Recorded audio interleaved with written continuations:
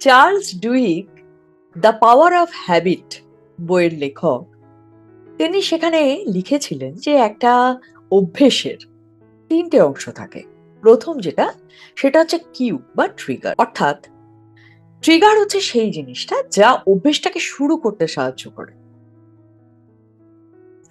দ্বিতীয়ত হচ্ছে রুটিন, মানে ট্রিগার আমার এলো, কাজটা শুরু হয়ে গেল, এর পরের অংশটা হচ্ছে রিওয়ার্ড, মানে ওই কাজটা করার জন্য আমি কি পুরস্কারটা পাচ্ছি সেটা। এবার মনে করুন কোনো একজন হয়তো স্ট্রেস ফিল করছেন, এটা হলো কিউ, ট্রিগার।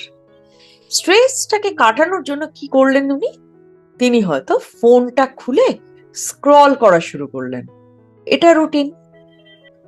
এই যে স্ক্রল করা শুরু করলেন, মানে সোশ্যাল মিডিয়ার জানলায় চোখ রেখে অন্যরা কে কি করছে না করছে সে খবরগুলো পেতেই শুরু করলেন, তাতে তার ভেতরে একটুখানি ভালো লাগা তৈরি হলো, এইটা হলো রিওয়ার্ড। তাহলে কিউ এলো, কিউ আমাদের রুটিনটাকে শুরু করে দিল, এবং সেই রুটিন অনুযায়ী কাজ করার ফলে আমরা পুরস্কার পেলাম। এইভাবে তৈরি হয় হ্যাবিট লুপ।